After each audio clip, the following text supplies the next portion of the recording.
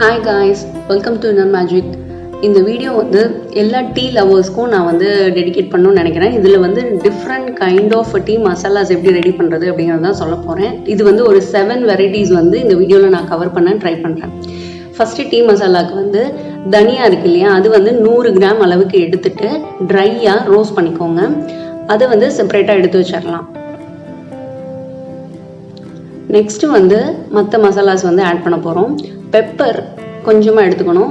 திப்பிலி 15 நம்பர் இருக்க மாதிரி நாட்டு மருந்து கடையில் நமக்கு ஈஸியாக கிடைக்கும். கிராம்பு 15, பட்டை 2 பெருசு எடுத்துக்கோங்க.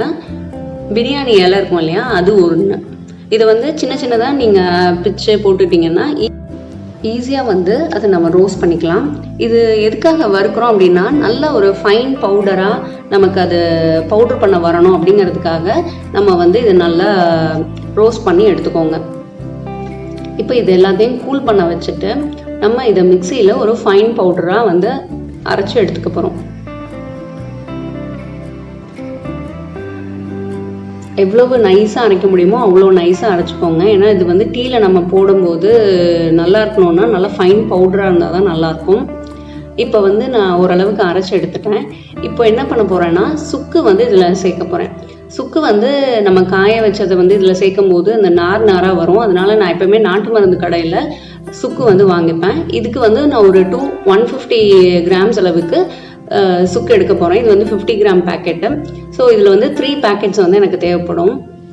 இது வந்து நீங்கள் இப்படி சேர்த்துக்கலாம். ஏன்னா சுக்கு வந்து சம்டைம்ஸ் மிக்சியில் வந்து நல்லா உங்களுக்கு அரைக்க வராது. அதனால இந்த மெத்தட் வந்து ஃபாலோ பண்ணி பாருங்கள், ரொம்ப நல்லாயிருக்கும். இப்போ இதையும் சேர்த்துட்டு ஒரு தடவை நம்ம ஃபைனாக பவுட்ரு பண்ணிக்கலாம். இப்போ பவுட்ரு வந்து பண்ணிட்டேன், நல்லா ஃபைனாக இருக்கும். இதை வந்து ஏர்டைட் கண்டெய்னரில் ஸ்டோர் பண்ணிக்கணும். இதை வந்து சுக்கு மல்லி காப்பி நம்ம போடுறோம் இல்லையா, அதுக்குமே வந்து யூஸ் பண்ணிக்கலாம். இதில் மிளகு ரொம்ப குறைவாக சேர்த்துருக்கனால நம்ம நார்மலாக சுக்கு மல்லி காப்பியெல்லாம் அந்த பவுடர்ஸ் வந்து கடையில் வாங்குறதுக்கு பதிலாக இந்த பவுடரே வந்து நீங்கள் யூஸ் பண்ணி பாருங்கள். நான் வந்து இதுதான் யூஸ் பண்ணிகிட்ருக்கேன், வெளியில் வாங்குறதில்ல. ரொம்ப நல்லாயிருக்கும். டீக்கு போடும்போது மட்டும் உங்களுக்கு அந்த காரமாக சாப்பிட்றது, அந்த டீ மசாலா வந்து நல்லாயிருக்கும் ஸ்ட்ராங்காக சாப்பிட்றதுக்கு.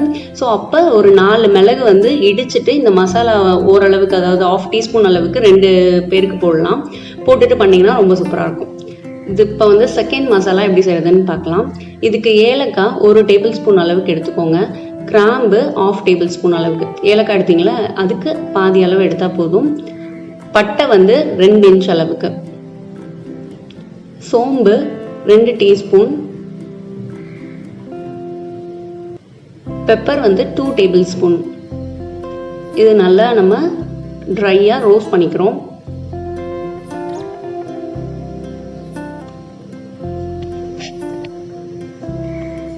இது எல்லாமே வந்து ஏர்டைட் கண்டெய்னரில் ஸ்டோர் பண்ணி வச்சிங்கன்னா நமக்கு ஒரு 6 மந்த்ஸ் வரைக்கும் நல்லா யூஸ் பண்ணிக்கலாம், ஒன்றும் ஆகாது.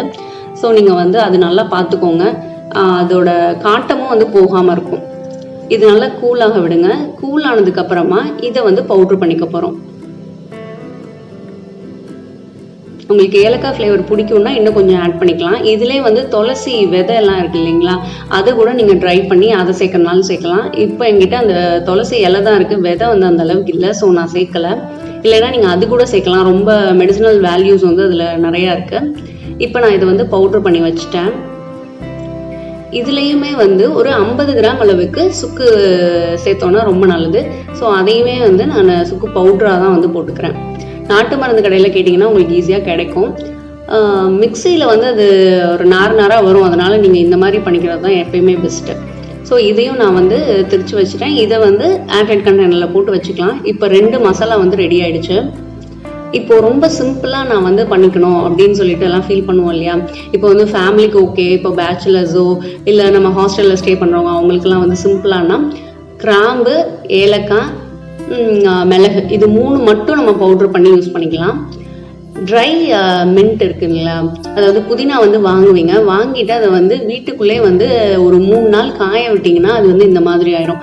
நல்லா ட்ரை ஆனதுக்கப்புறம் ஒரு ஏர்டைட் கண்டெய்னரில் போட்டு வச்சுக்கோங்க. 2 கப்பு டீக்கு 2 லீஃப் மட்டும் போடலாம். வெறும் கிராம்பு மட்டும் போட்டு டீ போடலாம். ஏலக்காய் மட்டும் தட்டி போட்டு போடலாம். வெறும் இஞ்சி மட்டும் தட்டி போட்டு கூட போடலாம். இது எல்லாமே வந்து நமக்கு டீ வந்து ஒரு ரெஃப்ரெஷிங்காக குடிக்கிறதுக்கு நமக்கு ரொம்ப ரொம்ப டேஸ்ட்டாக ரொம்ப நல்லாயிருக்கும். ஸோ ஒரே மாதிரியே டீ வந்து போட்டு குடிச்சிட்டே இருக்கிறதுக்கு பதிலாக ஒரு நாள் ஒன்று நீங்கள் ட்ரை பண்ணி பாருங்கள். இது உங்கள் எல்லாருக்கும் ரொம்ப பிடிச்சிருக்கும்னு நினைக்கிறேன். கண்டிப்பாக அது வந்து எப்படி இருந்ததுன்னு சொல்லிட்டு எனக்கு கமெண்ட் பாக்ஸில் போடுங்க. ஃப்ரெண்ட்ஸோடையும் ஷேர் பண்ணுங்கள். Thank you, by.